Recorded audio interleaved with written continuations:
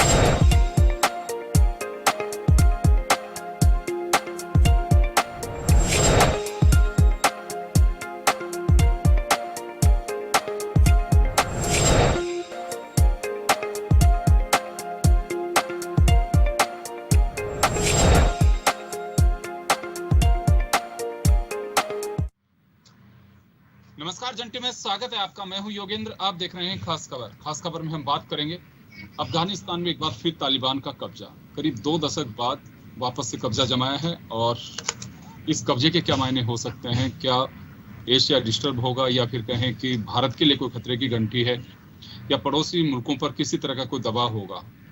कुछ लोग वहां फंसे हुए हैं, अफरा तफरी का माहौल है। पिक्चर हम आपको साफ दिखाएंगे जिसमें आप देख सकते हैं, अंदाजा लगा सकते हैं कि काबुल का एयरपोर्ट बस स्टैंड में तब्दील हो गया है। वहां पे 5 लोगों की मौत भी हो गई है, 3 लोग प्लेन से गिर गए हैं।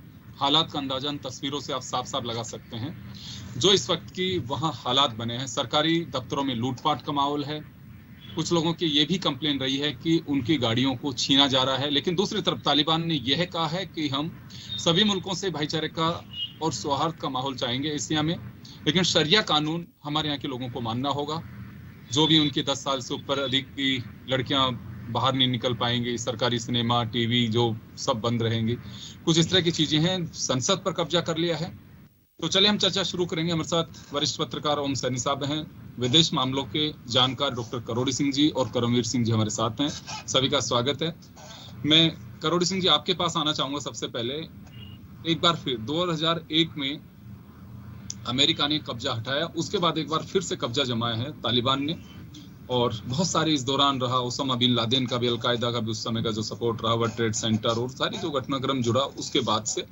लेकिन एक बार फिर से कब्जा किया। कब्जा तब किया है कि जब अमेरिका की सेना के नेतृत्व में अफगान की सेना लड़ रही थी। वहां के राष्ट्रपति, उपराष्ट्रपति देश छोड़ के चले गए हैं। तो मैं थोड़ा सा तो ये जानना चाहूंगा कि काबुल की वर्तमान जो पोजीशन है, इसको लेकर के क्या एशिया में किसी तरह का कोई अवरोध पैदा करना या फिर कहें कि सौहार्द बिगड़ने की कुछ स्थितियां बन सकती हैं, या फिर तालिबान अपने आप को साबित करने की कोशिश करेगा कि ये हमारा शरिया कानून जिसके माध्यम से हम वापस कब्जा किया हमने, या फिर हमारी जो सोच है, आइडियोलॉजी है, उसको तो हम बरकरार रखें, लेकिन दूसरे मुल्कों के साथ उनका किसी भी तरह का कोई दखल नहीं होगा। योगेंद्र जी, आपका लास्ट क्वेश्चन मैं पहले लेना चाहूँगा। तालिबान ने ये घोषणा की है कि हम एक ओपन, इंक्लूसिव और इस्लामिक गवर्नमेंट देंगे। ये 3 वर्ड उन्होंने खुल के यूज किए हैं और इन तीनों में ही कॉन्ट्राडिक्शन है। अगर इस्लामिक गवर्नमेंट है तो वो ओपन और इंक्लूसिव कैसे हो सकती है? हो सकता है उनका इंक्लूसिव का मतलब ये है कि अफगानिस्तान में जितने ग्रुप हैं, जातीय समूह हैं, उनको सबको स्थान दें। उनसे सवाल पूछा गया कि आप जो वर्तमान तो नहीं कह सकता मैं, अभी जो सरकार गई है उसके कुछ लोगों को स्थान देंगे सरकार में? उन्होंने कहा निश्चित रूप से हम सरकार में कुछ लोगों को स्थान देंगे। किसको देंगे अभी यह तय नहीं किया हमने। तो जो गनी की सरकार में कुछ मंत्री थे, उनमें से हो सकता है कुछ मंत्रियों को भी ये लें, लेकिन किस तरह से होगा अभी उन्होंने इसके बारे में कुछ स्पष्ट रूप से कुछ नहीं कहा है। अब दूसरा, आपने अमेरिका को लेके कहा कि 20 साल पहले अमेरिका आया था यहाँ, और अमेरिका ने अभी भी ये घोषणा की है, अमेरिका के रक्षा मंत्री ने, कि हमारा जो लक्ष्य था वो हमने हासिल कर लिया है, अमेरिका की डिफीट नहीं है। तो लक्ष्य उन्होंने बताया कि 9/11 का जो अटैक था, उस लोगों को जिन्होंने ये अटैक किया था उनको से जस्टिस लेना था, हमने जस्टिस ले लिया है। तो अमेरिका के इस लॉजिक को बड़ा प्लॉसिबल, बहुत ही ऐसा अजीब सा लॉजिक लगता है, और इसीलिए अमेरिका में भी इसका विरोध हो रहा है कि ऐसे हालत में किसी देश को छोड़ के जाना। लेकिन अमेरिका ने ये एक लेसन शायद पहले नहीं सीखा वियतनाम के युद्ध से। वियतनाम में भी इनका यही हाल हुआ था। अब दुनिया के लिए अमेरिका की जो आज स्थिति है वो एक बहुत बड़ा पाठ पढ़ाते हैं कि कितना ही छोटा देश हो, आप कितने लंबे समय तक नियंत्रण कर सकते हैं, लेकिन हमेशा के लिए आप सेना के द्वारा या बाहर के हस्तक्षेप से नियंत्रण नहीं कर सकते हैं। यह दुनिया के लिए लेसन है। अब वर्तमान स्थिति है काबुल की, और उसमें किस तरह का क्या होगा, इसमें 2 पक्ष हैं। एक तो अफगानिस्तान में शांति की स्थापना कैसे हो, शांति हो, स्थायित्व हो, ये कैसे हो। दूसरा, अफगानिस्तान का जो सराउंडिंग एरिया है, उसमें पाकिस्तान है, भारत है, सेंट्रल एशियन कंट्रीज हैं, ये सब किसी न किसी रूप में स्टेक होल्डर हो जाते हैं। तो किस तरह से शांति स्थापित हो अफगानिस्तान के अंदर, तो इसमें जो वर्तमान जो गवर्नमेंट थी वो हो सकता है गवर्नमेंट एग्जाइल में हो, क्योंकि अमेरिका की ये हिस्ट्री रही है। फिलीपींस में उन्होंने मार्कोस को 20 साल तक सपोर्ट किया।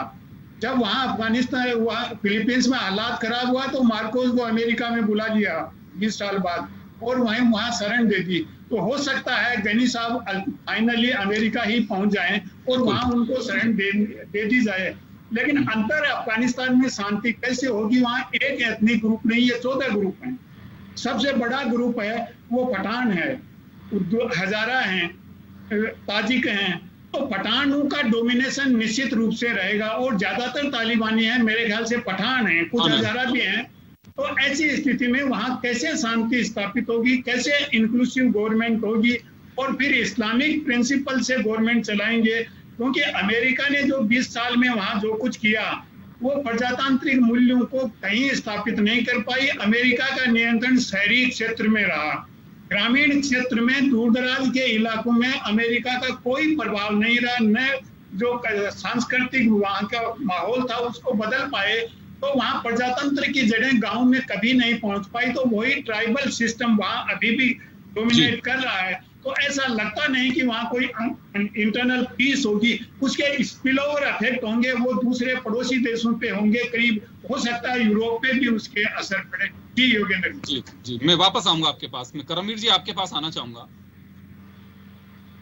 अब तालिबान और यूएस के बीच दोहा समझौता हुआ 2020 में, उसमें कुछ संकेत जो मिले उस समय ये कहा गया कि अमेरिकी सैनिक जो हैं उन पे तालिबानी हमला नहीं करेंगे, और तालिबान जो है उसके क्षेत्र में बहुत ज्यादा इस तरह का नुकसान नहीं पहुंचाएंगे अमेरिकी सैनिक। तो उस समय गनी साहब को समझ में नहीं आया कि हाँ ये तो पैक्ट हो चुका है, और धीरे धीरे, क्योंकि अभी उस समझौते के तहत सितंबर तक अमेरिकन को वापस जाना है, लेकिन उससे पहले ही अभी एयरपोर्ट काबुल है उस पर कब्जा है अमेरिका का, वो अपने यूज के लिए, लेकिन वहां के भी हालात खराब हैं।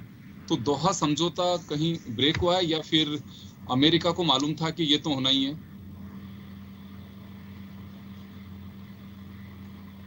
सर म्यूट है, आपका सिस्टम म्यूट है। करमवीर जी सिस्टम म्यूट है, एक बार उसे अनम्यूट करिए।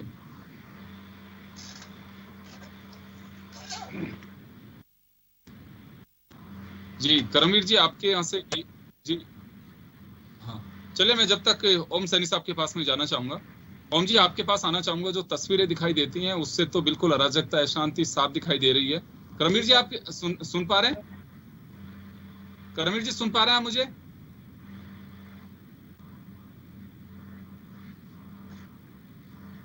चलिए, जब तक टेक्निकल को प्रॉब्लम है और करमवीर जी उसे दुरुस्त करेंगे, तब तक मैं ओम सैनी साहब के पास में जाना चाहूंगा। ओम जी, हालात ऐसे बने हैं कि किसी एयरपोर्ट का नज़ारा मैंने तो पहले भी कभी किसी फोटोग्राफ्स में ऐसे नहीं देखे। बहुत सारी ऐसी स्थितियां बनी। लोग प्लेन को लटक करके, बसों में लटकते हुए तो हमने देखा है, ऑटो में लटकते हुए देखा, प्लेन के लोग लटक करके देश छोड़ के जाना चाह रहा है। तो ऐसे में एक मानवता की जो तस्वीर दिखनी चाहिए वो मुझे कहीं दिखाई नहीं दे रही है। चलिए, ये लोग जैसे तैसे गिरते पड़ते अगर दूसरे मुल्कों में जाके शरण भी लेंगे, मैं पूरी तस्वीरों में ना बच्चों को देख पा रहा हूँ, ना महिलाओं को देख पा रहा हूँ। उनको किस हाल पे छोड़ा जा रहा है? देखिए, कुल मिलाकर के लगता यह है कि अमेरिका जो इतने लंबे अरसे तक वहाँ पर रहा, उससे एक सामाजिक और सांस्कृतिक परिवर्तन जो कुछ हुआ वो सारा का सारा शहरों तक सीमित होकर के रह गया। तो वो कहीं नहीं है। जैसे ही तालिबान का, यानी ये जो तालिबान का मतलब है छात्र, जैसे ही नौजवान छात्रों का सिलसिला जो अपने आप में सारे 14 ग्रुप जो बने हुए हैं जिनको रिप्रेजेंट करते हैं, उनका आगमन हुआ तो बिल्कुल अंधानुकरण करने वाली स्थिति है। वो मॉडर्निटी से उनका ताल्लुक ही नहीं है। वो जेंडर डिफरेंसेस उनके सारे वैसे बरकरार। उनमें औरतों के लिए जो कुछ सारे हक मिले थे, जो कॉन्स्टिट्यूशनली मिले थे इस दौरान, वो सारे छीन लिए जाएंगे। वही हाल होगा जो एक वक्त में सोवियत संघ की वजह से जो वहाँ पर शासन चल रहा था, उसके बाद में जो उनकी बगावत, उनको उलटने के बाद में जो कुछ किया, बिल्कुल वो का वो दृश्य बन रहा है। उसके लिए हो रही है कि जो पड़ोसी मुल्क थे वो वहाँ डेवलपमेंट के लिए तो गए, वहाँ इन्वेस्टमेंट भी किया, वहाँ एक व्यापार का सिलसिला तो बनाया, लेकिन साथ साथ में जो कुछ अपना प्रभाव क्रिएट करना चाहिए था, वो जो गाँव में रहते हैं, जो मेरा ख्याल है कि जो पहाड़ों में रह रहे हैं, उन लोगों को ला करके उस तरीके से सिविलाइज या पूरी दुनिया की जो जिस तरह की एक सोसाइटी बन रही है, एक मानवीय एटीट्यूड जो बन रहा है, उसके साथ में जोड़ने का कुछ सिलसिला बना नहीं। तो ऐसी स्थिति में जैसे ही अमेरिका ने कहा कि अब हम खाली करेंगे, और अपने सैनिकों को लेकर बाहर चले गए, और जो 3 लाख लोग बता रहे थे कि साहब उन लोगों को ट्रेन किया लड़की के रूप में, सिपाहियों के रूप में, और साथ साथ में मतलब जो संतुलन बना सके उनके रूप में, तो बिल्कुल सरेंडर हो गए, उन्हें दम ही नहीं रहा, क्योंकि वहाँ का जोग्राफिया बिल्कुल अलग, जोग्राफी के अंदर इस तरीके से काम नहीं हो सकता जैसे किसी साधारण दूसरे देश में होता है। वहाँ तो गुफाएं बनी हुई है, कलराएं बनी हुई है, कहाँ से लोग रहते हैं, कैसे रहते हैं, वो बहुत अलग सिलसिला है। तो मुझे लगता है कि वही सारा वो भय, तालिबानियों ने जिस तरह के जुल्म पहले किए थे अपने कानूनों को लागू करने के लिए, अपने धार्मिक इरादों को लागू करने के लिए, वो जो आज़ाद मनस्थिति के लोग पैदा हो गए हैं इस दौरान, जो चाहते हैं कि उनके बच्चे पढ़ रहे हैं, पाकिस्तान में पढ़ रहे हैं, उनके बच्चे हिंदुस्तान में पढ़ रहे हैं, यूरोप में पढ़ रहे हैं, वो बच्चों को लेकर के परेशान है कि डेमोक्रेसी का मतलब और खुलापन होने का मतलब तो बहुत अलग होता है। ऐसी स्थिति में अगर बंद दिमाग के लोग अगर आ गए और जैसा आ रहे हैं, और वो चाहे कुछ भी बोलते हो, कोई भी भाषा बोलते हो कि हम पारदर्शी होकर के और इंक्लूसिव होंगे, ओपन होंगे, ये सब ओपन कुछ नहीं। जब वो जिहाद के बाद जब सीरियाई का कानून लागू करेंगे, शरीयत वाला कानून, तो वो तो बहुत डिफरेंट किस्म का है, वो बर्दाश्त नहीं किया जा सकता डेमोक्रेटिक सिस्टम के अंदर। औरत मर्द का जो भेदभाव का सिलसिला वो हो नहीं सकता। ऐसी स्थिति में मुझे वो जो आप दृश्य दिखा रहे हैं और हम देख रहे हैं कि कैसे बसों पे चढ़ते हैं, कैसे प्लेन पे चढ़ रहे हैं, किसी तरीके से वहां से निकलना चाहते हैं, ये बड़ा दुर्भाग्यजनक दृश्य है। और साथ साथ में यूएनओ मुझे लगता है कि इस स्थिति को नियंत्रण करने में कहीं नजर नहीं आ रही, बयान आ रहे हैं, तत्काल शांति सेना जैसी कोई चीज पहुंचनी चाहिए जो लोगों को बचाए, जो लोगों को आजाद कराए। लेकिन जब सबसे बड़ा मुल्क अमेरिका ही अपने आप को अलग कर रहा है, यूरोप के बड़े मुल्क अलग कर रहे हैं, इधर साथ साथ में रशियन वगैरह सब अलग हो रहे हैं, चाइनीज के साथ में जो ताल्लुक है वो तालिबान के बन रहे हैं, ऐसी स्थिति में कौन मदद को आएगा? तो बड़ा दुर्भाग्यजनक सीन है। और इस सीन को मेरा ख्याल है कि हिस्टोरियन ज्यादा बेटर तरीके से बता सकते हैं। करमवीर जी से पूछिए कि क्या हाल होगा, करोड़ सिंह जी तो बताएंगे ही, लेकिन करमवीर जी बताएं कि हिस्ट्री इसमें किस तरीके से दोहराई जाएगी और कैसे क्या कुछ होगा। बिल्कुल, मैं वापस आ रहा हूँ सर आपके पास में, वापस लौटूंगा। करमवीर जी आप सुन पा रहे हैं मुझे? हाँ, आपकी आवाज आ रही है जी। करमवीर जी, सवाल ये है कि एक बार वापस से तालिबान ने, अभी जो उनके स्पोक्स पर्सन ने तालिबान गवर्नमेंट के यहाँ से जो जारी हुआ है उसमें कहा है कि दुनिया भर के मुल्कों के साथ हम सौहार्दपूर्ण माहौल रखेंगे, और जो कुछ अभी बताया जा रहा है कि लूटपाट, सरकारी दफ्तरों में लूटपाट या आगजनी की जो घटनाएं, ये महज तालिबान को बदनाम करने की एक साजिश है। किसी को भी डरने की आवश्यकता नहीं है, ना किसी, हम खुद दुनिया की शांति की फिक्र करते हैं और हम उसमें शरीक होंगे। तो ये एक लंबा स्टेटमेंट चल पाएगा, क्योंकि 17 गुट, कोई इसे गिरोह बता रहे हैं, कोई कुछ कह रहा है वो, लेकिन एक चाइना ने सबसे पहले कहा है कि हम इस सरकार को मान्यता देंगे या मान्यता दे रहे हैं। बड़ी एक चीजें और उलझन भरी सामग्री सामने आती है चाइना के वहाँ पे उइगर मुस्लिमों के साथ में जिस तरह की स्थितियां बनी हुई हैं, तो उनका सपोर्ट करना, मान्यता देना यहाँ तालिबान, क्योंकि तालिबान जिस जिद और आइडियोलॉजी को लेकर के खड़ा हुआ, एक स्टूडेंट्स का एक गुट बना मदरसाओं से निकल करके और यहाँ तक वो लोग पहुंचे हैं 2001 में जब अमेरिकी वर्ल्ड ट्रेड सेंटर पे जब हमला हुआ, और तब से तालिबान और भी लोगों को पहचान बनने लगी कि हाँ, तालिबान जैसा भी कोई आतंकी एक संगठन है जो इस तरह की घटनाओं को अंजाम दे सकता है। अमेरिका की पूरी मेहनत, लेकिन दोहा समझौता जो मैं बता रहा था फरवरी 2020 में हुआ तालिबान और अमेरिकन के बीच में, तो तमाम जो चीज़ों को लेकर के देखते हैं, तो जैसे सैनी साहब की चिंता थी कि सबसे बड़ी बात है, कोई मुल्क हो, किसी भी मुल्क में लोकतंत्र स्थापित उसके अपने परिप्रेक्ष्य में जैसे होता है, लेकिन शांति वाली हर कोई चाहता है। एक मुल्क भी कहीं डिस्टर्ब होता है तो पूरे उस एरिया में, उसके नेबर कंट्रीज में, सब जगह डिस्टर्ब होता है। तो अभी इस घटना को किस तरह से देखें? क्या वास्तव में गनी साहब को पहले से मालूम था कि दोहा समझौता इनके बीच हो चुका है और लंबा समय नहीं चल पाएगा अमेरिका के संरक्षण में हमारा, और वो दिन अभी देखने को मिल रहा है? देखिए, दोहा समझौते में जो तालिबान के रिप्रेजेंटेटिव शामिल हुए थे उनमें Abdul Ghani Baradar he was one of the founder of Taliban. जो 94 में तालिबान बना तो उसमें भी होते। बाद में वो कई 7-8 साल तक पाकिस्तान में जेल में रहे, 2010 से 2018 तक। बाद में उनको अमेरिका के कहने पर जो है कतर भेज दिया गया। तो वो उस बातचीत में शामिल थे। 2018 से ये चल रहा था और गनी को भी मालूम था, दूसरे देशों को भी मालूम था। और अभी भी चाहे बिडेन हो, चाहे इससे पहले ट्रंप, अमेरिकन राष्ट्रपति ने पहले भी क्लियर कर दिया था, अभी जो मौजूदा राष्ट्रपति उन्होंने भी क्लियर कर दिया कि हमारा एकमात्र जो अफगानिस्तान में मकसद है वो ये है कि हमारे जो भी नागरिक वहाँ, हमारे जो मिलिट्री पर्सनल काम कर रहे हैं, जो हमारे डिप्लोमेट है, दूसरे लोग काम कर रहे हैं, उनको सेफली जो है वो अमेरिका में वापस ला सके। सिर्फ यही मकसद है, क्योंकि लादेन को हमने मार ही दिया, वहाँ पर जो मकसद था वो हमने वहाँ पर हासिल कर लिया है। इसके अलावा कोई मकसद नहीं है। अभी 2 दिन पहले जो ब्लिंकन वहाँ के स्टेट सेक्रेटरी अमेरिका के, उन्होंने भी कहा जो मकसद है वो पूरा हो गया। इस समय एकमात्र यही मकसद है कि काबुल एयरपोर्ट एकमात्र ऐसी जगह इस समय अफगानिस्तान में है जो थोड़ा सा जो है सुरक्षित आप कह सकते हैं, क्योंकि इसे अमेरिकन, लेकिन वहां पे भी अफरा तफरी का माहौल है, वहां पे भी अफरा तफरी का माहौल है। जो दृश्य हम देख रहे हैं प्लेन्स में लोग कैसे लटक रहे हैं, आप ये देखिए कि जैसे बस की विंडो को पकड़ करके वो चढ़ने की कोशिश करता है, ऐसे प्लेन में तोड़फोड़ करने की कोशिश की जा रही है, उसकी विंडो में से लोग घुसने की कोशिश कर रहे हैं। आप अंदाजा लगा सकते हैं कि कहाँ कहाँ हाथ पांव मार रहे हैं।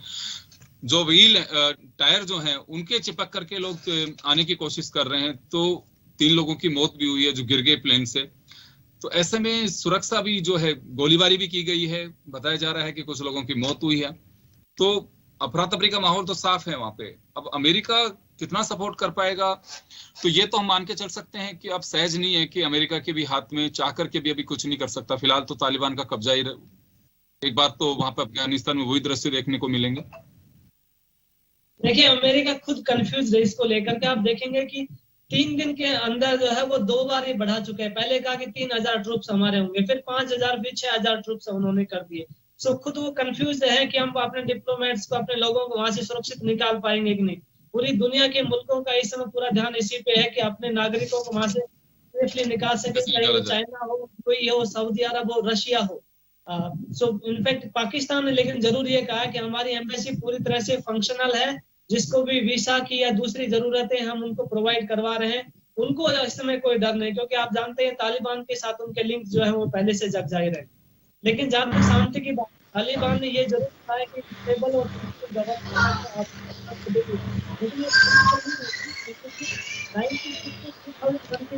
तालिबान का राज अफगानिस्तान में इस समय में स्टेबिलिटी आप देखते हैं, बहुत अलायंस फोर्सेस चाहे तालिबान आप हालत ये है कि 3 लाख की जो फौज वहाँ पर $1 बिलियन जो है अमेरिका में खर्च कर दिया, उसकी ट्रेनिंग पार्क सब बर्बाद हो गई है। कोई बिना लड़े कर दिया तालिबान के सामने। तो ये हालत है इस समय। और जैसा ने भी बताया, कई सारे ट्राइबल ग्रुप्स हैं, उसमें क्लैश ऑफ इंटरेस्ट है। जो है हक्कानी और तालिबान ये साबित करें कि इनमें भी आपस में जो है कई मामलों में टकराव है। तो स्टेबिलिटी की दोबारा रहेगा जी। रिलेशन की जहाँ बात है। करणवीर जी, आपकी आवाज थोड़ी सी डिस्टर्ब आ रही है। करणवीर जी, आपकी आवाज ठीक से आ नहीं पा रही है। मैं वापस आ रहा हूँ आपके पास में, करोड़ी सिंह जी के पास में जाना चाहूंगा। सिंह साहब, क्या भारत को चिंतित होना चाहिए इस पूरे परिप्रेक्ष्य में? किसी का फैन या कूलर चल रहा है सर, उसकी आवाज बहुत डिस्टर्ब कर रही है।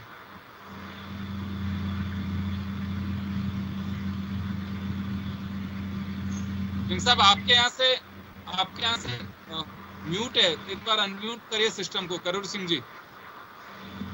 यस, भारत को निश्चित रूप से चिंतित होना चाहिए। क्यों होना चाहिए कि तालिबान का पाकिस्तान के साथ, चाइना के साथ, रशिया के साथ बहुत ही क्लोज एंगेजमेंट चल रहा है। चाइना, रशिया, पाकिस्तान, इन्होंने अपने एम्बेसीज भी क्लोज नहीं किए।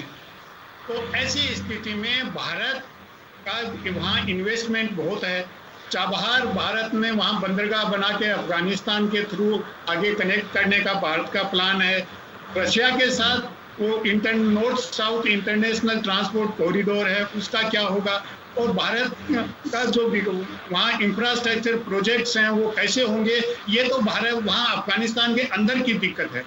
भविष्य की दिक्कत यह है कि अफगानिस्तान का जो स्पिल ओवर इफेक्ट होंगे वो हमारे कश्मीर को या ऐसे क्षेत्र को किस तरह से प्रभावित करेंगे। पाकिस्तान का समर्थन होगा, चीन का समर्थन होगा, ये बहुत ही ज़्यादा चिंता की बात है भारत के लिए। और अब आज 7:30 बजे यूएन सिक्योरिटी काउंसिल की मीटिंग है, उसमें मुझे लगता है कि विश्व के सब देश मिलकर कुछ अब कर सकते हैं। अमेरिका अकेला कुछ नहीं कर सकता, नेटो कुछ नहीं कर सकता, वो सब मिलके कुछ करेंगे। और कल यूरोपियन यूनियन के फॉरेन मिनिस्टर्स की भी मीटिंग है।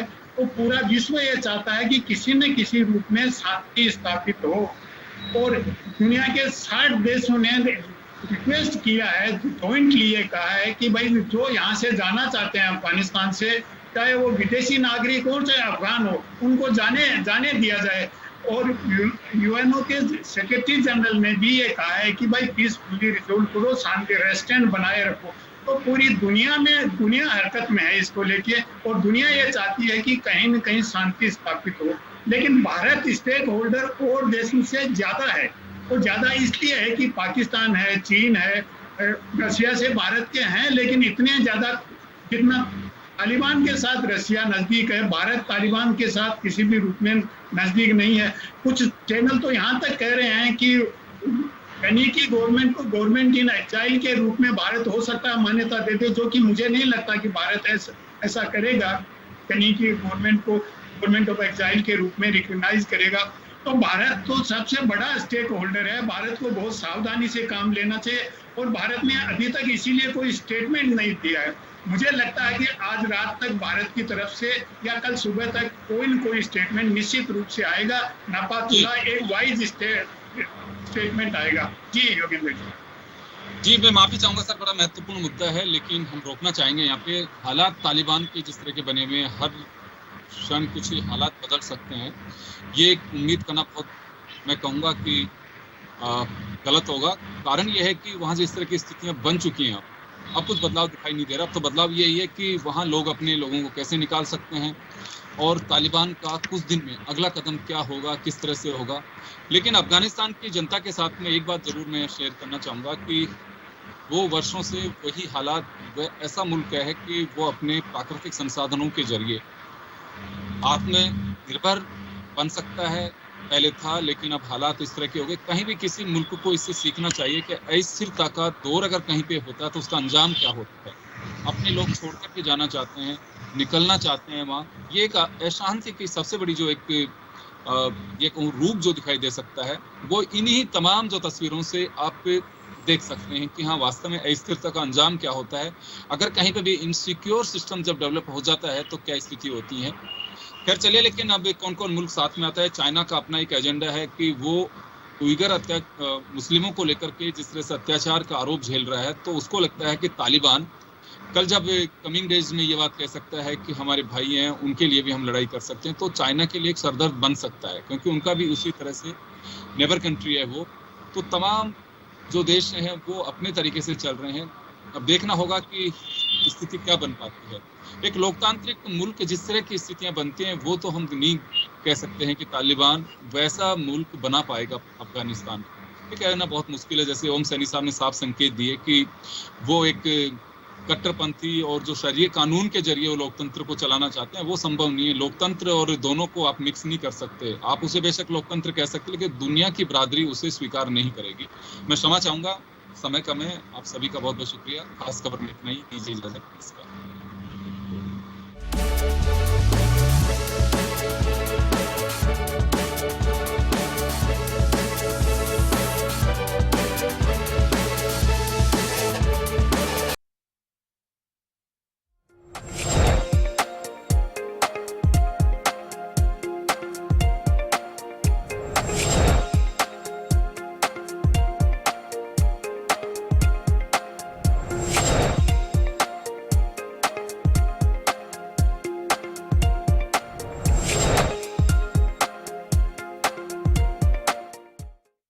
अफगानिस्तान में 20 साल बाद तालिबान का कब्जा फिर हो गया है।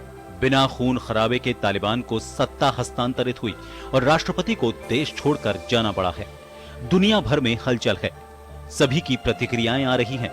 इस बीच तालिबान के नए राष्ट्राध्यक्ष को लेकर कई नाम सामने आ रहे हैं। तो पूर्व राष्ट्रपति ट्रंप ने इसे अमेरिकी इतिहास की सबसे बड़ी हार बताया। अफगानिस्तान में सरकारी गाड़ियों और माल को लूटा जा रहा है। एयरपोर्ट पर अमेरिकी गोलीबारी में 5 लोगों की मौत हो गई है। वहीं अज्ञात की गोलीबारी में एक वायुसेना कर्मी की मौत हुई। इसके अलावा हिजाब नहीं पहनने वाली महिलाओं की हत्याओं समेत सरकारी दस्तावेजों को जलाने की खबरों को तालिबान ने बदनाम करने की साजिश बताते हुए खंडन किया है।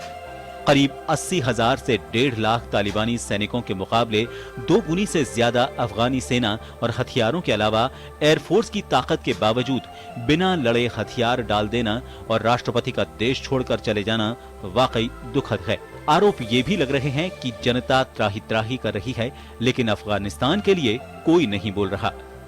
अफगानिस्तानी जनता की बर्बादी का जिम्मेदार कुछ लोग अमेरिका को ठहरा रहे हैं। इस बीच रूस और चीन ने तालिबान के पक्ष में मैत्रीपूर्ण संबंध जैसे बयान देकर दुनिया को चौंका दिया है और इसके असर से भारत भी अछूता नहीं है। ब्यूरो रिपोर्ट, जन टीवी। नमस्कार, जन टीवी में स्वागत है आपका। मैं हूं योगेंद्र, आप देख रहे हैं खास खबर। खास खबर में हम बात करेंगे अफगानिस्तान में एक बार फिर तालिबान का कब्जा। करीब 2 दशक बाद वापस से कब्जा जमाया है और इस कब्जे के क्या मायने हो सकते हैं? क्या एशिया डिस्टर्ब होगा या फिर कहें कि भारत के लिए कोई खतरे की घंटी है या पड़ोसी मुल्कों पर किसी तरह का कोई दबाव होगा? कुछ लोग वहां फंसे हुए हैं, अफरा तफरी का माहौल है। पिक्चर हम आपको साफ दिखाएंगे जिसमें आप देख सकते हैं, अंदाजा लगा सकते हैं कि काबुल का एयरपोर्ट बस स्टैंड में तब्दील हो गया है। वहां पे 5 लोगों की मौत भी हो गई है, 3 लोग प्लेन से गिर गए हैं।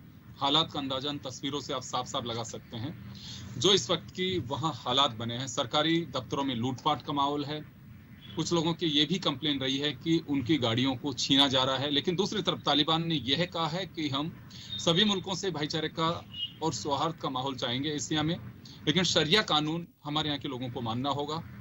जो भी उनकी 10 साल से ऊपर अधिक की लड़कियां बाहर नहीं निकल पाएंगी, सरकारी सिनेमा, टीवी जो सब बंद रहेंगे, कुछ इस तरह की चीजें हैं। संसद पर कब्जा कर लिया है। तो चलिए हम चर्चा शुरू करेंगे। हमारे साथ वरिष्ठ पत्रकार ओम सैनी साहब हैं, विदेश मामलों के जानकार डॉक्टर करोड़ी सिंह जी और करमवीर सिंह जी हमारे साथ हैं। सभी का स्वागत है। मैं करोड़ी सिंह जी आपके पास आना चाहूंगा। सबसे पहले एक बार फिर 2001 में अमेरिका ने कब्जा हटाया, उसके बाद एक बार फिर से कब्जा जमाया है तालिबान ने और बहुत सारे इस दौरान रहा। ओसामा बिन लादेन का भी, अलकायदा का भी उस समय का जो सपोर्ट रहा, वर्ल्ड ट्रेड सेंटर और सारी जो घटनाक्रम जुड़ा उसके बाद से, लेकिन एक बार फिर से कब्जा किया। कब्जा तब किया है कि जब अमेरिका की सेना के नेतृत्व में अफगान की सेना लड़ रही थी। वहां के राष्ट्रपति, उपराष्ट्रपति देश छोड़ के चले गए हैं। तो मैं थोड़ा सा तो ये जानना चाहूंगा कि काबुल की वर्तमान जो पोजीशन है, इसको लेकर के क्या एशिया में किसी तरह का कोई अवरोध पैदा करना या फिर कहें कि सौहार्द बिगड़ने की कुछ स्थितियां बन सकती हैं, या फिर तालिबान अपने आप को साबित करने की कोशिश करेगा कि ये हमारा शरिया कानून जिसके माध्यम से हम वापस कब्जा किया हमने, या फिर हमारी जो सोच है, आइडियोलॉजी है, उसको तो हम बरकरार रखें, लेकिन दूसरे मुल्कों के साथ उनका किसी भी तरह का कोई दखल नहीं होगा। योगेंद्र जी, आपका लास्ट क्वेश्चन मैं पहले लेना चाहूंगा। तालिबान ने ये घोषणा की है कि हम एक ओपन, इंक्लूसिव और इस्लामिक गवर्नमेंट देंगे। ये 3 वर्ड उन्होंने खुल के यूज किए हैं और इन तीनों में ही कॉन्ट्राडिक्शन है। अगर इस्लामिक गवर्नमेंट है तो वो ओपन और इंक्लूसिव कैसे हो सकती है? हो सकता है उनका इंक्लूसिव का मतलब ये है कि अफगानिस्तान में जितने ग्रुप हैं, जातीय समूह हैं, उनको सबको स्थान दें। उनसे सवाल पूछा गया कि आप जो वर्तमान तो नहीं कह सकता मैं, अभी जो सरकार गई है उसके कुछ लोगों को स्थान देंगे सरकार में? उन्होंने कहा निश्चित रूप से हम सरकार में कुछ लोगों को स्थान देंगे। किसको देंगे अभी यह तय नहीं किया हमने। तो जो गनी की सरकार में कुछ मंत्री थे, उनमें से हो सकता है कुछ मंत्रियों को भी ये लें, लेकिन किस तरह से होगा अभी उन्होंने इसके बारे में कुछ स्पष्ट रूप से कुछ नहीं कहा है। अब दूसरा, आपने अमेरिका को लेके कहा कि 20 साल पहले अमेरिका आया था यहाँ और अमेरिका ने अभी भी ये घोषणा की है, अमेरिका के रक्षा मंत्री ने, कि हमारा जो लक्ष्य था वो हमने हासिल कर लिया है, अमेरिका की डिफीट नहीं है। और लक्ष्य उन्होंने बताया कि 9/11 का जो अटैक था उसके लोगों को जिन्होंने ये अटैक किया था उनको से जस्टिस लेना था, हमने जस्टिस ले लिया है। तो अमेरिका के इस लॉजिक को बड़ा प्लॉसिबल, बहुत ही ऐसा अजीब सा लॉजिक लगता है और इसीलिए अमेरिका में भी इसका विरोध हो रहा है कि ऐसे हालत में किसी देश को छोड़ के जाना। लेकिन अमेरिका ने ये एक लेसन शायद पहले नहीं सीखा वियतनाम के युद्ध से। वियतनाम में भी इनका यही हाल हुआ था। अब दुनिया के लिए अमेरिका की जो आज स्थिति है वो एक बहुत बड़ा पाठ पढ़ाते हैं कि कितना ही छोटा देश हो, आप कितने लंबे समय तक नियंत्रण कर सकते हैं, लेकिन हमेशा के लिए आप सेना के द्वारा या बाहर के हस्तक्षेप से नियंत्रण नहीं कर सकते हैं। यह दुनिया के लिए लेसन है। अब वर्तमान स्थिति है काबुल की, और उसमें किस तरह का क्या होगा, इसमें दो पक्ष हैं। एक तो अफगानिस्तान में शांति की स्थापना कैसे हो, शांति हो, स्थायित्व हो, ये कैसे हो। दूसरा, अफगानिस्तान का जो सराउंडिंग एरिया है, उसमें पाकिस्तान है, भारत है, सेंट्रल एशियन कंट्रीज हैं, ये सब किसी न किसी रूप में स्टेक होल्डर हो जाते हैं। तो किस तरह से शांति स्थापित हो अफगानिस्तान के अंदर। तो इसमें जो वर्तमान जो गवर्नमेंट थी, वो हो सकता है गवर्नमेंट एग्जाइल में हो, क्योंकि अमेरिका की ये हिस्ट्री रही है। फिलीपींस में उन्होंने मार्कोस को 20 साल तक सपोर्ट किया। जब वहां अफगानिस्तान फिलीपींस में हालात खराब हुआ तो मार्कोस को अमेरिका में बुला लिया 20 साल बाद, और वहां शरण दे दी। तो हो सकता है गनी साहब फाइनली अमेरिका ही पहुंच जाएं और वहां उनको शरण दे दी जाए। लेकिन अंतर अफगानिस्तान में शांति कैसे होगी, वहां एक एथनिक ग्रुप नहीं है, 14 ग्रुप हैं। सबसे बड़ा ग्रुप है वो पठान है, हजारा हैं, ताजिक हैं। तो पठानों का डोमिनेशन निश्चित रूप से रहेगा, और ज्यादातर तालिबानी हैं, मेरे ख्याल से पठान हैं, कुछ हजारा भी हैं। तो ऐसी स्थिति में वहां कैसे शांति स्थापित होगी, कैसे इंक्लूसिव गवर्नमेंट होगी, और फिर इस्लामिक प्रिंसिपल से गवर्नमेंट चलाएंगे। क्योंकि अमेरिका ने जो 20 साल में वहां जो कुछ किया, वो प्रजातांत्रिक मूल्यों को कहीं स्थापित नहीं कर पाई। अमेरिका का नियंत्रण शहरी क्षेत्र में रहा, ग्रामीण क्षेत्र में, दूर दराज के इलाकों में अमेरिका का कोई प्रभाव नहीं रहा। न जो सांस्कृतिक वहां का माहौल था उसको बदल पाए, तो वहां प्रजातंत्र की जड़ें गांव में कभी नहीं पहुंच पाई। तो वही ट्राइबल सिस्टम वहां अभी भी डोमिनेट कर रहा है। तो ऐसा लगता नहीं कि वहां कोई इंटरनल पीस होगी। उसके स्पिलओवर इफेक्ट होंगे, वो दूसरे पड़ोसी देशों पे होंगे, करीब हो सकता है यूरोप पे भी उसके असर पड़े। जी योगेंद्र जी, मैं वापस आऊंगा आपके पास में। करमवीर जी, आपके पास आना चाहूंगा।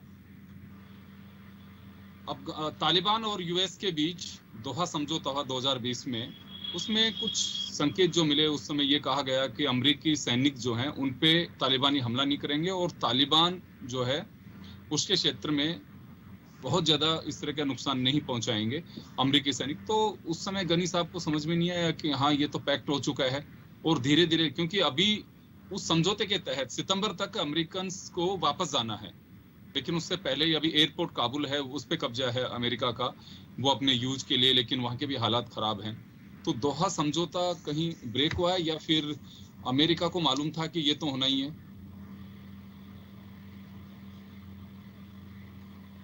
सर म्यूट है, आपका सिस्टम म्यूट है। करमवीर जी सिस्टम म्यूट है, एक बार उसे अनम्यूट करिए।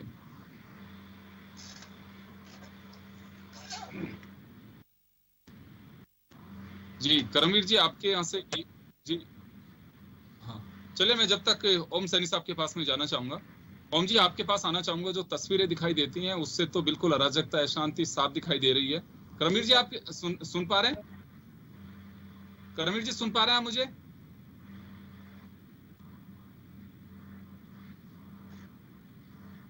चलिए, जब तक टेक्निकल को प्रॉब्लम है और करमवीर जी उसे दुरुस्त करेंगे, तब तक मैं ओम सैनी साहब के पास में जाना चाहूंगा।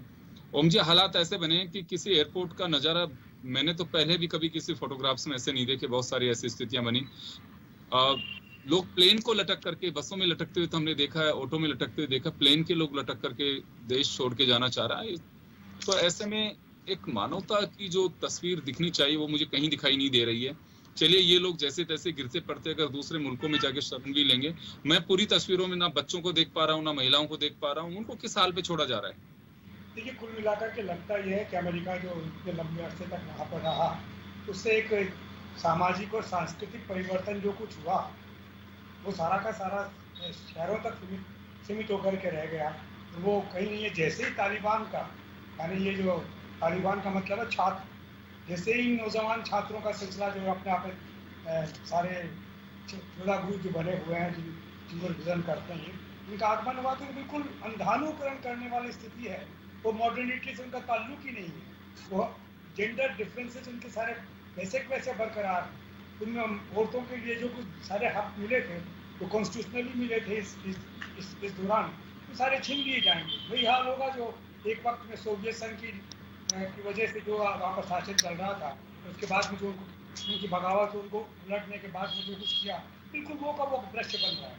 उसके लिए हो रही है कि जो पड़ोसी मुल्क थे वो वहाँ डेवलपमेंट के लिए तो गए, वहाँ इन्वेस्टमेंट भी किया, वहाँ एक व्यापार का सिलसिला तो बनाया, लेकिन साथ साथ में जो कुछ अपना प्रभाव क्रिएट करना चाहिए था, वो जो गाँव में रहते हैं, जो मेरा ख्याल है कि जो पहाड़ों में रह रहे हैं, उन लोगों को ला करके उस तरीके से सिविलाइज या पूरी दुनिया की जो जिस तरह की एक सोसाइटी बन रही है, एक मानवीय एटीट्यूड जो बन रहा है, उसके साथ में जोड़ने का कुछ सिलसिला बना नहीं। तो ऐसी स्थिति में जैसे ही अमेरिका ने कहा कि अब हम खाली करेंगे और अपने सैनिकों को लेकर बाहर चले गए, और जो 3 लाख लोग बता रहे थे कि साहब उन लोगों को ट्रेन किया मिलिट्री के रूप में, सिपाहियों के रूप में, और साथ साथ में मतलब जो संतुलन बना सके उनके रूप में, तो बिल्कुल सरेंडर हो गए, उन्हें दम ही नहीं रहा, क्योंकि वहाँ का जोग्राफिया बिल्कुल अलग है। जोग्राफी के अंदर इस तरीके से काम नहीं हो सकता जैसे किसी साधारण दूसरे देश में होता है। वहाँ तो गुफाएं बनी हुई है, कलराएं बनी हुई है, कहाँ से लोग रहते हैं, कैसे रहते हैं, वो बहुत अलग सिलसिला है। तो मुझे लगता है कि वही सारा भय तालिबानियों ने जिस तरह के जुल्म पहले किए थे, अपने कानूनों को लागू करने के लिए, अपने धार्मिक इरादों को लागू करने के लिए, वो जो आज़ाद मनस्थिति के लोग पैदा हो गए हैं इस दौरान, जो चाहते हैं कि उनके बच्चे पढ़ रहे हैं, पाकिस्तान में पढ़ रहे हैं, उनके बच्चे हिंदुस्तान में पढ़ रहे हैं, यूरोप में पढ़ रहे हैं, वो बच्चों को लेकर के परेशान है कि डेमोक्रेसी का मतलब और खुलापन होने का मतलब तो बहुत अलग होता है।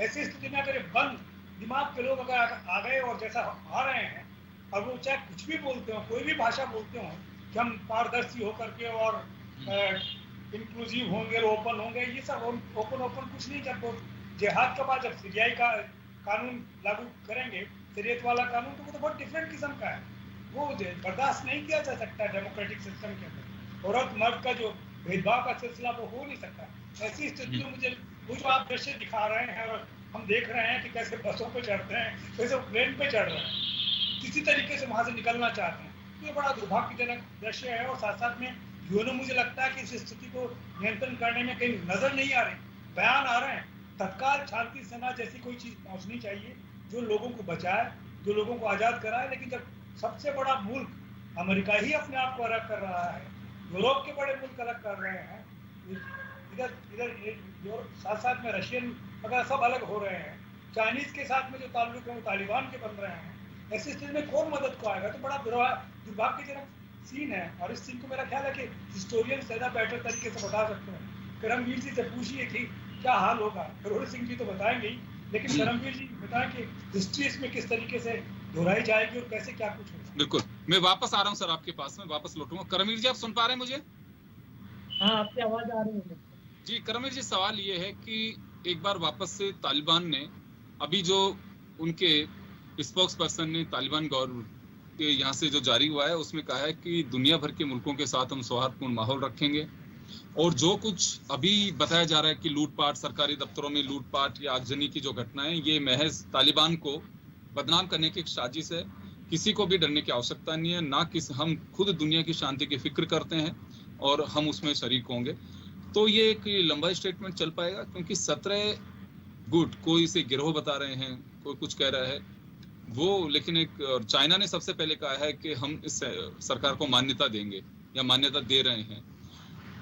बड़ी एक चीजें और उलझन भरी सामग्री सामने आती है चाइना के वहाँ पे उइगर मुस्लिमों के साथ में जिस तरह की स्थितियां बनी हुई हैं, तो उनका सपोर्ट करना, मान्यता देना, यहाँ तालिबान, क्योंकि तालिबान जिस जिद और आइडियोलॉजी को लेकर के खड़ा हुआ, एक स्टूडेंट्स का एक गुट बना मदरसाओं से निकल करके और यहाँ तक वो लोग पहुंचे हैं 2001 में जब अमेरिकी वर्ल्ड ट्रेड सेंटर पे जब हमला हुआ, और तब से तालिबान और भी लोगों को पहचान बनने लगी कि हाँ, तालिबान जैसा भी कोई आतंकी एक संगठन है जो इस तरह की घटनाओं को अंजाम दे सकता है। अमेरिका की पूरी मेहनत, लेकिन दोहा समझौता जो मैं बता रहा था फरवरी 2020 में हुआ तालिबान और अमेरिकन के बीच में, तो तमाम जो चीज़ों को लेकर के देखते हैं, तो जैसे सैनी साहब की चिंता थी कि सबसे बड़ी बात है, कोई मुल्क को, किसी भी मुल्क में लोकतंत्र स्थापित उसके अपने परिप्रेक्ष्य में जैसे होता है, लेकिन शांति वाली हर कोई चाहता है। एक मुल्क भी कहीं डिस्टर्ब होता है तो पूरे उस एरिया में, उसके नेबर कंट्रीज में, सब जगह डिस्टर्ब होता है। तो अभी इस घटना को किस तरह से देखें? क्या वास्तव में गनी साहब को पहले से मालूम था कि दोहा समझौता इनके बीच हो चुका है और लंबा समय नहीं चल पाएगा अमेरिका के संरक्षण में हमारा, और वो दिन अभी देखने को मिल रहा है?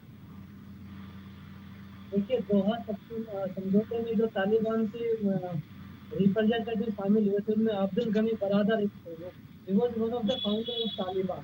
जो 94 में तालिबान बना तो उसमें भी थे। बाद में वो कई 7-8 साल तक पाकिस्तान में जेल में रहे, 2010 से 18 तक। बाद में उनको अमेरिका के कहने पर जो है कतर भेज दिया गया। तो वो उस बातचीत में शामिल थे। 2018 से ये चल रहा था और गनी को भी पूरी मालूम था, दूसरे देशों को भी मालूम था। और अभी भी चाहे बाइडेन हो चाहे इससे पहले ट्रंप है, अमेरिकन राष्ट्रपति ने पहले भी क्लियर कर दिया था, अभी जो मौजूदा राष्ट्रपति उन्होंने भी क्लियर कर दिया कि हमारा एकमात्र जो अफगानिस्तान में मकसद है वो ये है कि हमारे जो भी नागरिक वहाँ, हमारे जो मिलिट्री पर्सनल काम कर रहे हैं, जो हमारे डिप्लोमेट दूसरे लोग काम कर रहे हैं, उनको सेफली जो है वो अमेरिका में वापस ला सके। सिर्फ यही मकसद है, क्योंकि लादेन को हमने मार ही दिया, वहाँ पर जो मकसद था वो हमने वहाँ पर हासिल कर लिया है। इसके अलावा कोई मकसद नहीं है। अभी 2 दिन पहले जो ब्लिंकन वहाँ के स्टेट सेक्रेटरी अमेरिका के, उन्होंने भी कहा जो मकसद है वो पूरा हो गया। इस समय एकमात्र एक मकसद है कि काबुल एयरपोर्ट एकमात्र ऐसी जगह इस समय अफगानिस्तान में है जो थोड़ा सा जो है सुरक्षित आप कह सकते हैं, क्योंकि इसी अमेरिकन, लेकिन वहाँ पे भी अफरा तफरी का माहौल है। वहाँ पे भी अफरा तफरी का माहौल है। जो दृश्य हम देख रहे हैं, प्लेन्स में लोग कैसे लटक रहे हैं, आप ये देखिए कि जैसे बस की विंडो को पकड़ करके वो चढ़ने की कोशिश करता है, ऐसे प्लेन में तोड़फोड़ करने की कोशिश की जा रही है। उसकी विंडो में से लोग घुसने की कोशिश कर रहे हैं। आप अंदाजा लगा सकते हैं कि कहाँ कहाँ हाथ पांव मार रहे हैं। जो व्हील टायर जो है उनके चिपक करके लोग आने की कोशिश कर रहे हैं। तो 3 लोगों की मौत भी हुई है जो गिर गए प्लेन से। तो ऐसे में सुरक्षा भी जो है, गोलीबारी भी की गई है, बताया जा रहा है कि कुछ लोगों की मौत हुई है। तो अफरा तफरी का माहौल तो साफ है वहां पे। अब अमेरिका कितना सपोर्ट कर पाएगा, तो ये तो हम मान के चल सकते हैं कि अब सहज नहीं है कि अमेरिका के भी हाथ में चाह करके भी अभी कुछ नहीं कर सकता। फिलहाल तो तालिबान का कब्जा ही एक बार तो वहां पे अफगानिस्तान में वही दृश्य देखने को मिलेंगे। देखिए, अमेरिका खुद कंफ्यूज है इसको लेकर के। आप देखेंगे कि 3 दिन के अंदर जो है वो 2 बार ये बढ़ा चुके हैं। पहले कहा कि 3000 ट्रूप्स हमारे होंगे, फिर 5000, फिर 6000 ट्रूप्स उन्होंने कर दिए। सो खुद वो कंफ्यूज है कि हम अपने डिप्लोमेट्स को, अपने लोगों को वहां से सुरक्षित निकाल पाएंगे कि नहीं। पूरी दुनिया के मुल्कों का इस समय पूरा ध्यान इसी पे है कि अपने नागरिकों को वहां से सेफली निकाल सके, चाहे वो चाइना हो, कोई हो, सऊदी अरब हो, रशिया हो। सो इनफैक्ट पाकिस्तान ने लेकिन जरूर ये कहा कि हमारी एम्बेसी पूरी तरह से फंक्शनल है, जिसको भी वीसा की या दूसरी जरूरतें हम उनको प्रोवाइड करवा रहे हैं। उनको इस समय कोई डर नहीं, क्योंकि आप जानते हैं तालिबान के साथ उनके लिंक जो है वो पहले से जग जाहिर है। लेकिन जहां तक शांति की बात, तालिबान ने ये जरूर कहा है कि स्टेबल और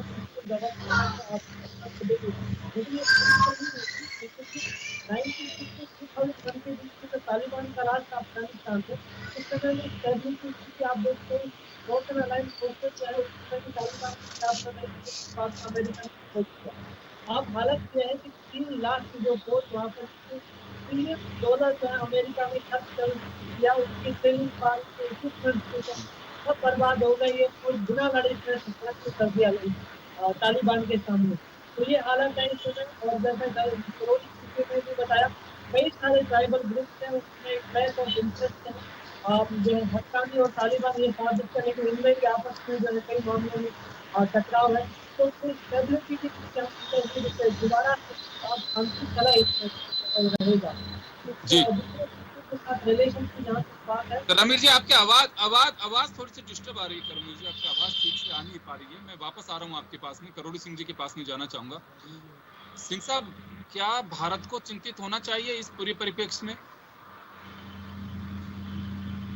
किसी का फैन या कूलर चल रहा है सर, उसकी आवाज बहुत डिस्टर्ब कर रही है।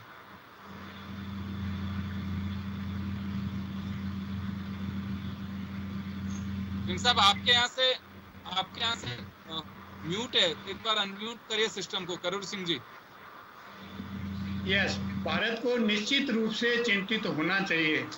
क्यों होना चाहिए कि तालिबान का पाकिस्तान के साथ, चाइना के साथ, रशिया के साथ बहुत ही क्लोज एंगेजमेंट चल रहा है। चाइना, रशिया, पाकिस्तान, इन्होंने अपने एम्बेसीज भी क्लोज नहीं किए।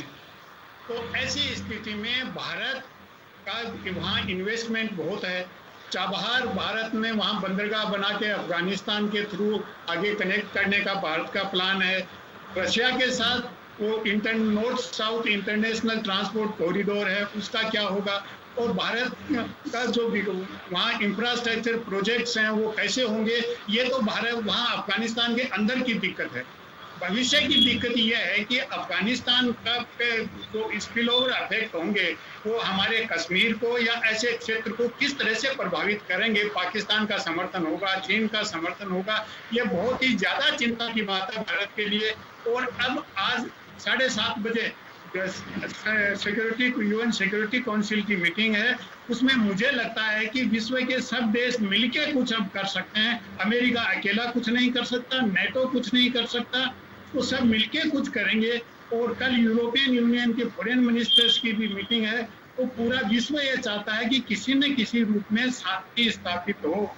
और दुनिया के 60 देशों ने रिक्वेस्ट किया है, जॉइंटली ये कहा है कि भाई जो यहाँ से जाना चाहते हैं अफगानिस्तान से, चाहे वो विदेशी नागरिक हो चाहे अफगान हो, उनको जाने दिया जाए। और यूएनओ के सेक्रेटरी जनरल ने भी ये कहा है कि भाई पीसफुली रिजोल्व करो, शांति रेस्टेंट बनाए रखो। तो पूरी दुनिया हरकत में है इसको लेके, और दुनिया ये चाहती है कि कहीं न कहीं शांति स्थापित हो। लेकिन भारत स्टेक होल्डर और देशों से ज्यादा है, और ज्यादा इसलिए है कि पाकिस्तान है, चीन है, रशिया से भारत के हैं, लेकिन इतने ज्यादा जितना तालिबान के साथ रशिया नजदीक है, भारत तालिबान के साथ किसी भी रूप में नजदीक नहीं है। कुछ चैनल तो यहाँ तक कह रहे हैं कि गनी की गवर्नमेंट को गवर्नमेंट इन एक्साइल के रूप में भारत हो सकता है मान्यता देते, जो कि मुझे नहीं लगता कि भारत ऐसा करेगा, गनी की गवर्नमेंट को गवर्नमेंट ऑफ एक्साइल के रूप में रिकॉग्नाइज करेगा। तो भारत तो सबसे बड़ा स्टेक होल्डर है, भारत को बहुत सावधानी से काम लेना चाहिए। और भारत ने अभी तक इसीलिए कोई स्टेटमेंट नहीं दिया है। मुझे लगता है कि आज रात तक भारत की तरफ से या कल सुबह तक कोई न कोई स्टेटमेंट निश्चित रूप से आएगा, नापातुला एक वाइज स्टेटमेंट आएगा। जी योगेंद्र जी, मैं माफी चाहूंगा सर, बड़ा महत्वपूर्ण मुद्दा है, लेकिन हम रोकना चाहेंगे यहाँ पे। हालात तालिबान के जिस तरह के बने हुए, हर क्षण कुछ ही हालात बदल सकते हैं। ये एक उम्मीद करना बहुत, मैं कहूँगा कि गलत होगा। कारण ये है कि वहाँ जिस तरह की स्थितियाँ बन चुकी हैं, अब कुछ बदलाव दिखाई नहीं दे रहा। अब तो बदलाव यही है कि वहाँ लोग अपने लोगों को कैसे निकाल सकते हैं, और तालिबान का कुछ दिन में अगला कदम क्या होगा, किस तरह से होगा।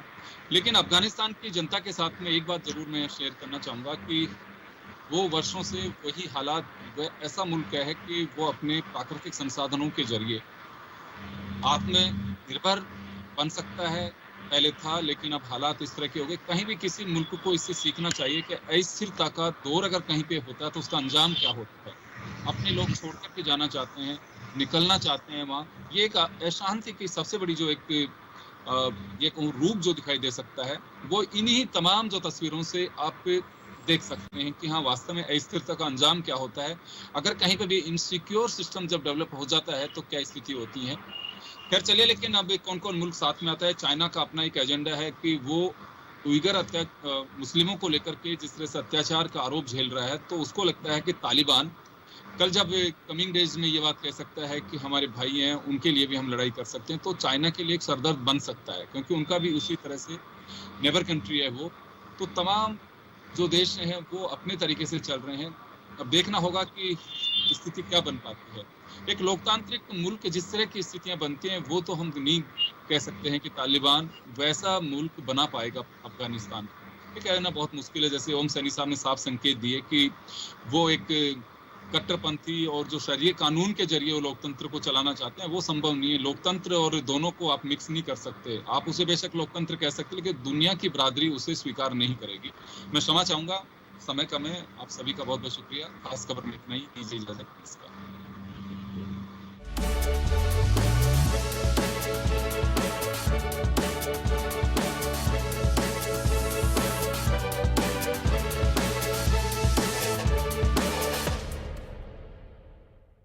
जन टीवी की लेटेस्ट अपडेट पाने के लिए हमारे चैनल को जरूर सब्सक्राइब करें और नोटिफिकेशन पाने के लिए बेल आइकॉन दबाएं।